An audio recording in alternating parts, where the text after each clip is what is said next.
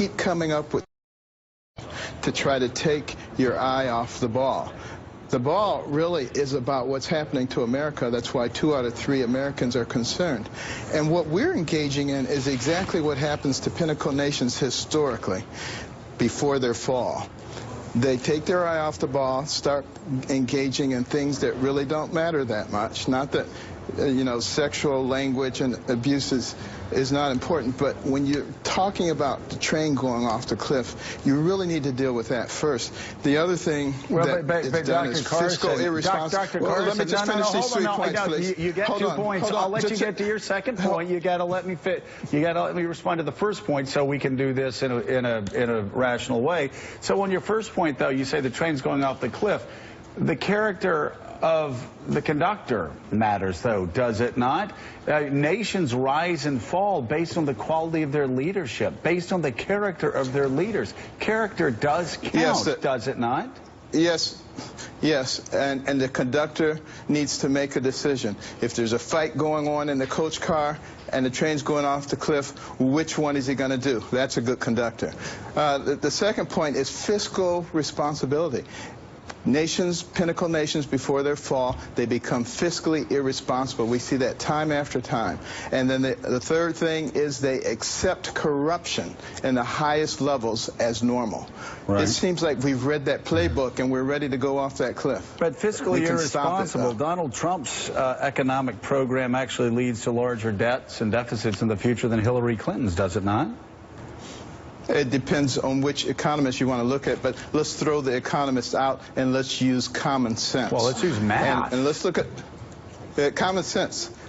From 1850 to 2000, our economy grew at an average rate of 3.3%.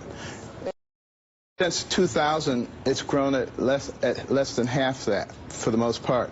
Now, they say it's the new normal. There's nothing normal about it. What we've done is impose enormous restrictions on people with all of these regulations and had a tax system that is not conducive to entrepreneurial risk-taking and capital investment.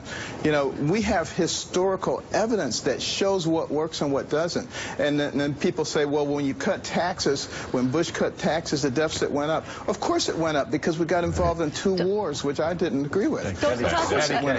Katty Kay here. You just said throw the economists out. That really smacks of something that happened during the Brexit campaign in the UK when one of the Leave campaigners said we don't want such a great job of helping us to get into good condition. That's why I throw them out. It's kind of anti-elite idea that we don't want experts telling us about the economy. Since Brexit, of course, sterling has tanked and it's been a problem for the British economy. So perhaps having experts telling us about the economy is not such a bad thing after all. I want to push you on this allegations of sexual abuse, because you seem to be suggesting this morning in this interview with your description of the first-class cabin and in previous interviews that these women are lying. The real reason that women who have been sexually abused don't come forward to talk about their stories is precisely this, that all too often they are accused of being liars. Are you saying that these women are lying? That's your characterization, because you need to characterize it that way to try to make me the bad guy. No, but here's the fact. No, you just said it's a question. You were describing a first-class cabin where there was an Stop. Hey, can you turn her microphone off, please? No. Turn her microphone off so I can talk. No, it's a simple question. Yes or no? Do you believe these women are lying or not? Nobody's trying to paint you as a bad guy. We just want an answer. Straight talk. It doesn't matter whether they're lying or not. Of course it matters. What matters,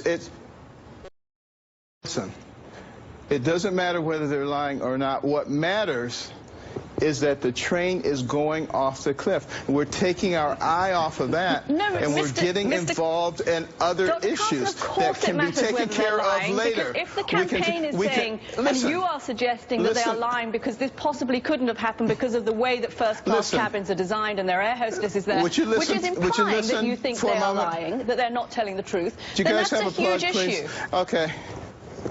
Here's what we need to be thinking about. I love the fact that all of a sudden you want to talk about morality in our country.